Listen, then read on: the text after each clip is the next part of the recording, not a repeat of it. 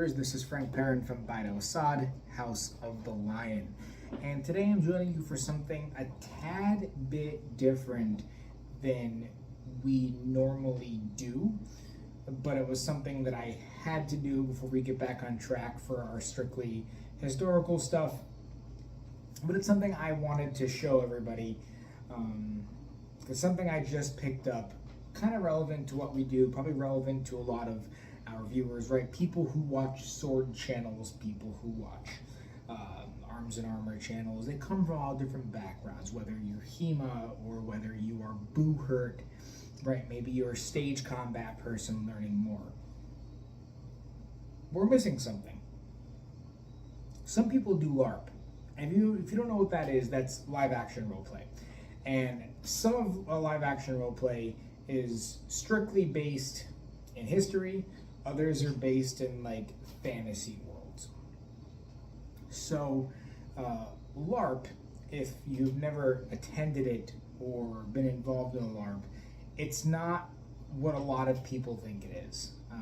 These are men and women and everyone in between who spend a lot of money from scratch building a character, building costumes, building garb, trying to be a convincing character, and especially if you're in like a high medieval fantasy setting or even like low medieval fantasy or whatnot.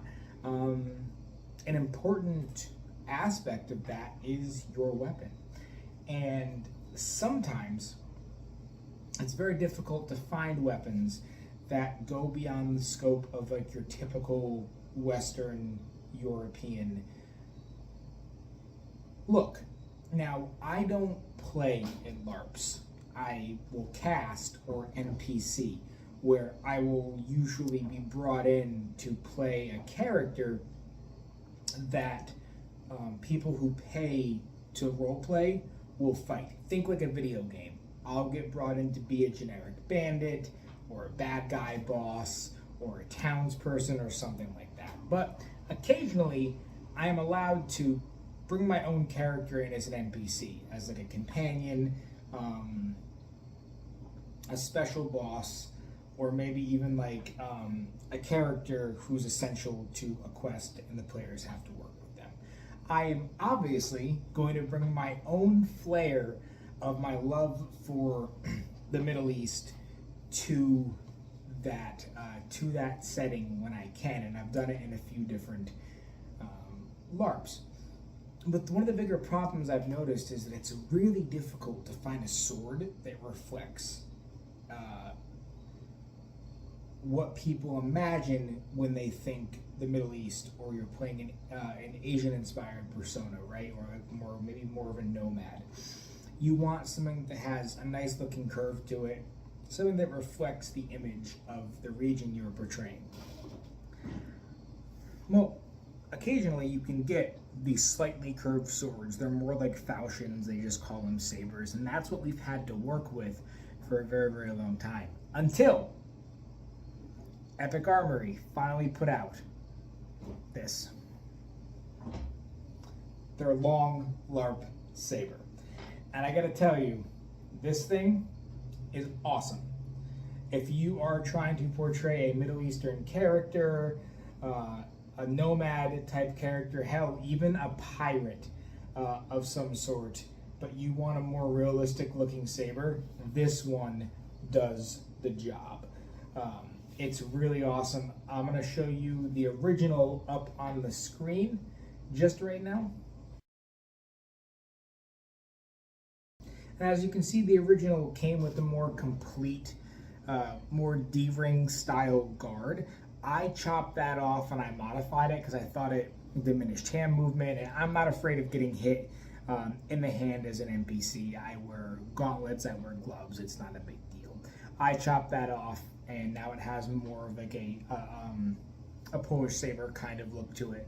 But it definitely gets the point across for a more Eastern inspired character. So you can see it has a really nice gold accenting to it, and the way that the polyurethane is finished really gives it an actual iron or steel steel look. I have plenty of room to move my hand around. I can switch to a traditional saber grip if I want, or I can give it the hammer grip. And the tip here has just enough flex to be able to stab safely with it. So this thing is honestly a really, really good bang for your buck. It was a little over $100 for me, but you're not going to find, in my opinion, a better realistic looking long curved saber economically on the LARP market right now. So I'm going to go ahead and just stand up for a second and just show you how this thing moves around.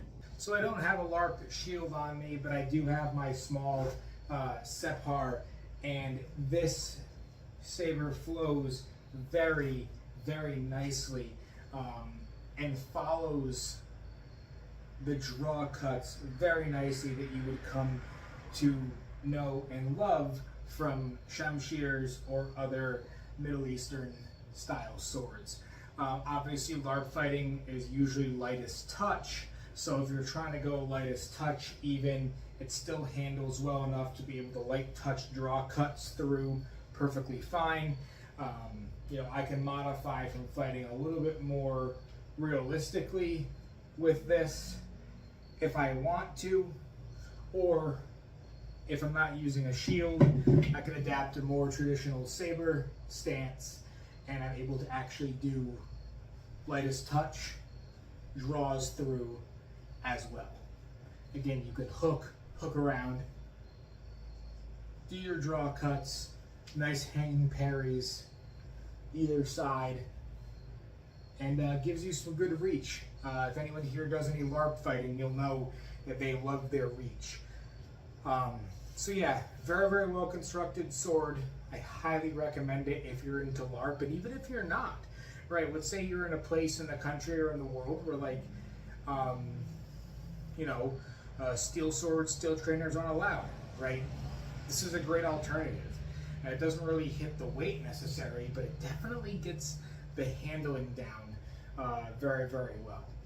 So even if you want something to practice with your friends with in the park, right? You want to bring it around maybe to the gym to warm up with. I definitely think it's a great alternative to a traditional foam buffer sword, or it's definitely a great alternative to like a plastic trainer that you might get from a Purple Heart Armory or another place like that. I definitely recommend it 110%, and I look forward to seeing where their saber lines evolve from here. So I'm going to go ahead and put this down in the comments with a link to it as well. If you want to know how I modified it too, I can let you know in the comments or answer an email for that. But